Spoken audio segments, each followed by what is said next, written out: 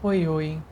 Meu nome é Keila Guedes. Eu sou criadora dos perfis Direito a Deus no Instagram e no YouTube e fui convidada pelo Felipe Gibran para participar aqui da conferência Lugar à Mesa, Bíblia, Diversidade Sexual e de Gênero. E aqui eu vou conversar com vocês sobre a passagem de 1 Coríntios 6, 9 e 10. É a primeira carta de Paulo aos Coríntios, capítulo 6, versículos 9 e 10. E é uma passagem muito usada para dizer que a Bíblia condena lésbicas, gays, né? O ponto dessa passagem são duas palavras do grego, né? O Novo Testamento, ele foi escrito no grego, mas não esse grego moderno, era o grego antigo, uma língua que não é falada hoje. Grego antigo é grego koiné. E as duas palavras do grego koiné que são usadas para supostamente condenar pessoas LGBTs são malakoi e arsenokoitai. Então, assim, falar de 1 Coríntios 6, 9 e 10 no contexto das pessoas homossexuais é falar de malakoi e de arsenokoitai e explicar o significado dessas palavras e o porquê elas não podem ser traduzidas nem como homossexuais, nem como homossexuais ativos e passivos e muito menos como práticas homossexuais. Certo? Então, o que acontece? A palavra homossexual é uma palavra do século XIX. Quando você lê um livro como a Bíblia, né, que é um livro escrito há mais de 2000 anos atrás, por exemplo, a carta de Paulo aos Coríntios, ela foi escrita em aproximadamente 58 depois de Cristo, ou seja, há mais de 2000 anos atrás. Quando você lê um escrito desse, você pode se deparar com palavras que tinham um determinado significado naquele momento. As palavras, elas mudam de sentido conforme o tempo e conforme cultura. Então, se você for parar para pensar, por exemplo, na palavra piscina, hoje, piscina é um lugar que se nada, né? Mas na Roma Antiga, por exemplo, piscina era um pequeno lago com peixes e não era um lugar para se nadar. Certo? Se você pensa na palavra célula, célula antes era usada simplesmente para designar uma célula pequena. E célula hoje é usada para designar uma parte do corpo humano. A palavra formidável. A palavra formidável, inicialmente, ela era usada para designar algo horrendo. Hoje, a palavra formidável é designada para falar de uma coisa maravilhosa, completamente o oposto. Então, as palavras mudam de significado com o tempo. E elas também mudam de significado conforme a cultura. E a gente tem, por exemplo, as palavras que no português brasileiro tem um significado e no português de Portugal tem um outro significado. Quer ver uma? Se você fala a palavra bico aqui no Brasil, eu perdi o meu emprego e estou fazendo um bico. As pessoas vão entender que você perdeu o seu emprego e você está arrumando uma outra forma de ganhar um dinheiro. Se você chega em Portugal e fala, eu perdi meu emprego e estou fazendo um bico, eles vão ficar meio assim. Porque bico em Portugal é sexo oral. Certo? A palavra puto em Portugal é menino, rapaz. E aqui no Brasil? Feminino, masculino de puta. Certo? Então as palavras têm um significado diferente. E uma coisa que a gente precisa ter em mente e observar é o seguinte: você não pode ler a Bíblia com a mentalidade de pessoa do século XXI.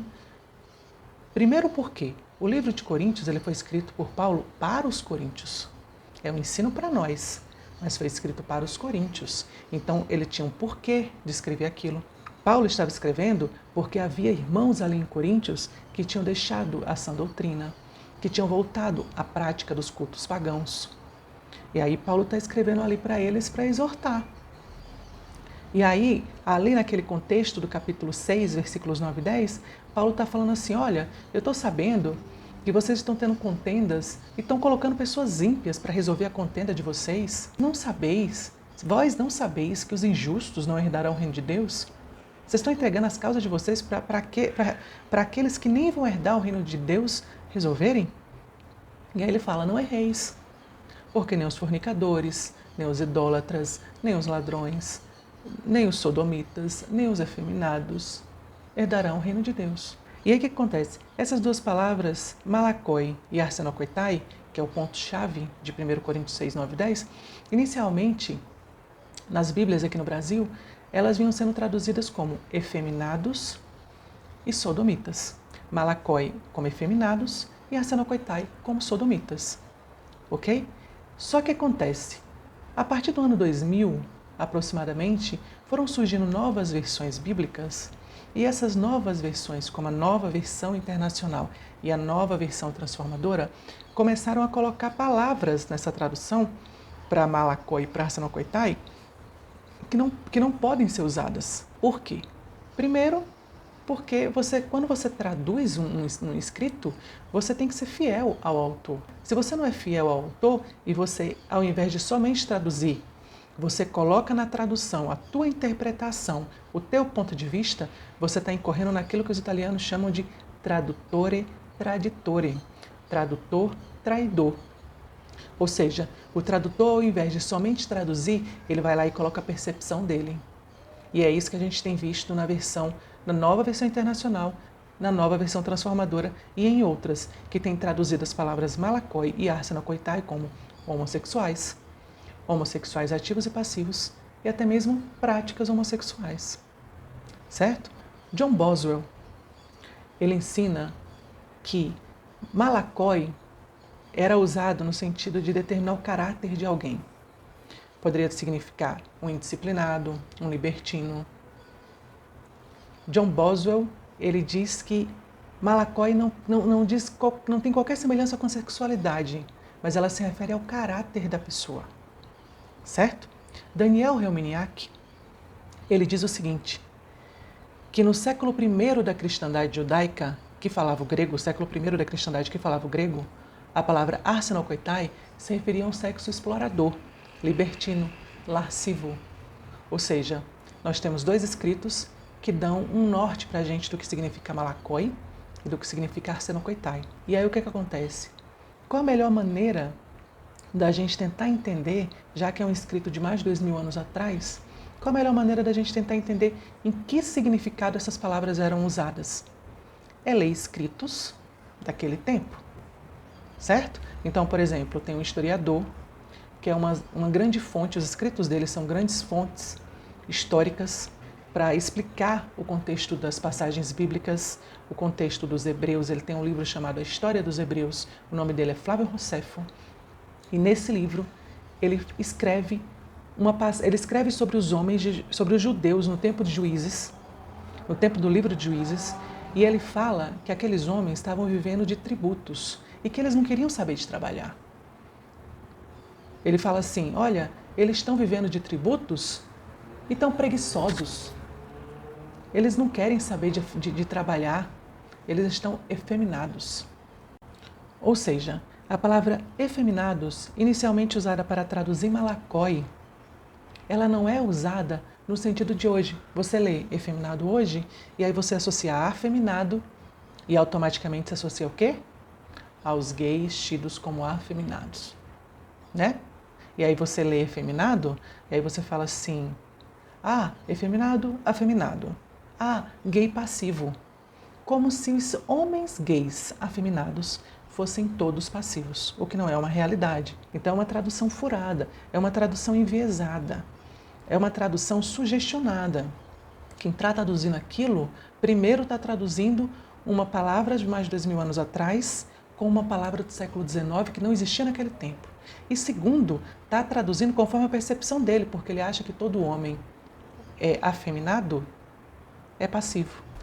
Falando ainda de Malakoi, quando Jesus faz referência às vestes que João Batista usava, e ele fala assim, quem é que vós veis aí? Por acaso é um homem bem vestido, com vestes ricas ou luxuosas? Jesus fala assim, se referindo ironicamente a João Batista para falar da simplicidade de João Batista.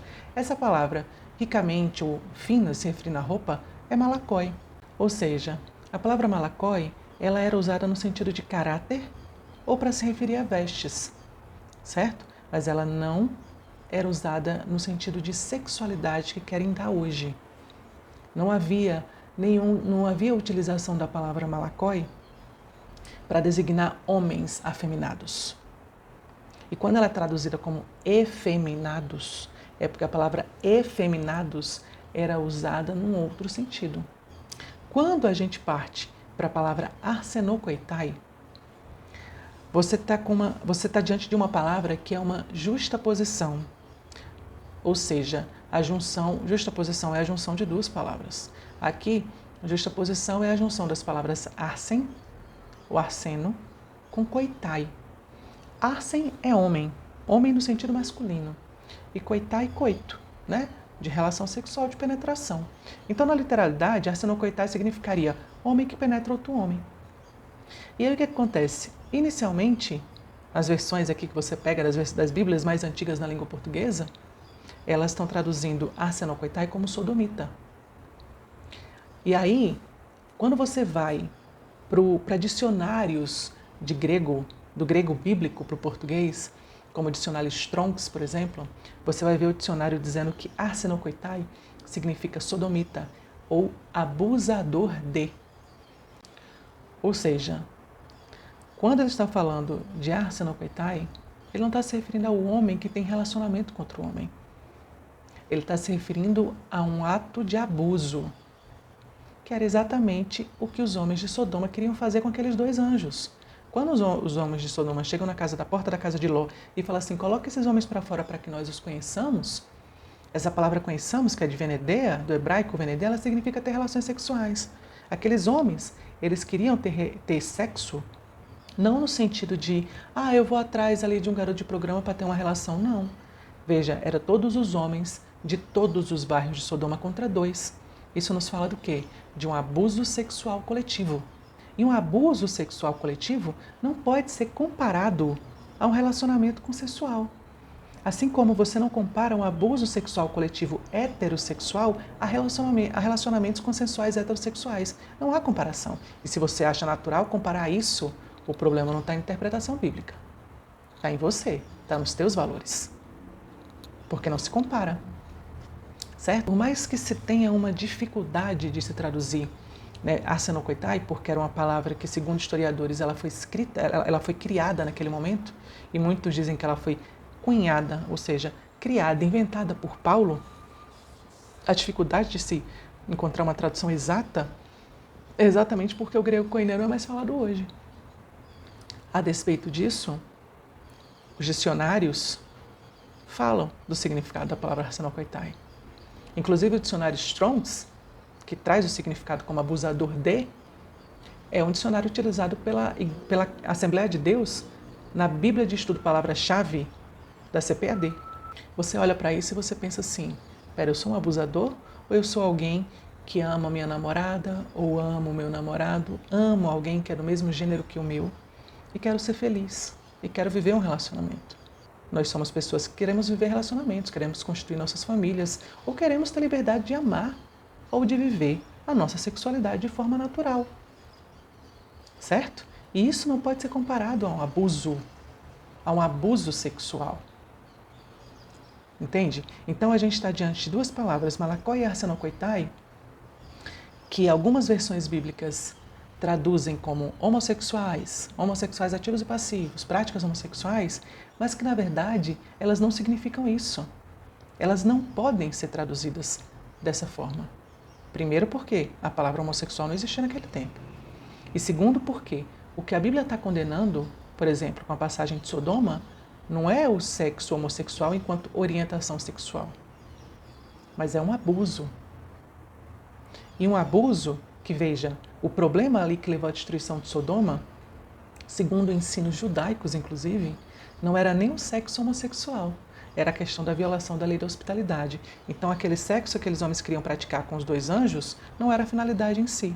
A finalidade era humilhar, subjugar, dominar, que era aquilo que aqueles homens de Sodoma faziam com os visitantes. Olha o que os ensinos da Torá, ensinos rabínicos da Torá, falam sobre a passagem, sobre o pecado dos homens ali de Sodoma. Por que Sodoma e Gomorra foram destruídas? A resposta é fácil, por causa da maldade, imoralidade e idolatria. No entanto, até mesmo chamar os habitantes dessas cidades de sodomitas é perder de vista o principal.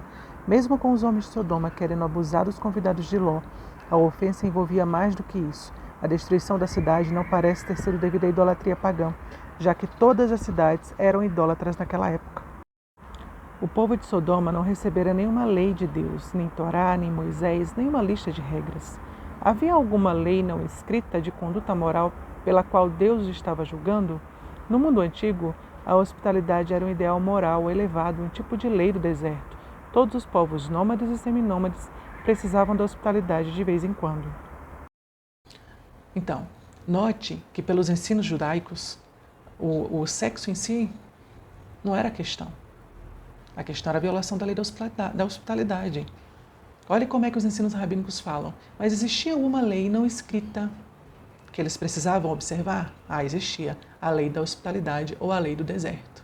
O que eu observo muito é que, à medida que os nossos direitos vão ganhando força, eles querem a toda maneira trazer uma visão para as pessoas de que a Bíblia nos condena. Veja, uma pessoa que não tem muito conhecimento bíblico e adquire uma nova versão internacional, uma nova versão transformadora, ela vai realmente achar que a Bíblia fala a palavra homossexuais. Se ela não conhece, se ela não é muito conhecedora da Bíblia, ela vai achar. E aí vão estar os discursos que a gente vê hoje. Mas a Bíblia condena a homossexualidade. Não, a Bíblia não condena. Mas existia a ideia, é o sexo, não. É o sexo entre homens, não. Veja, o que a Bíblia, as passagens usadas para dizer que condenam gays, lésbicas e que não condenam, elas estão condenando um contexto ou de sexo como meio para se alcançar uma idolatria, ou de sexo como meio para se alcançar um abuso sexual.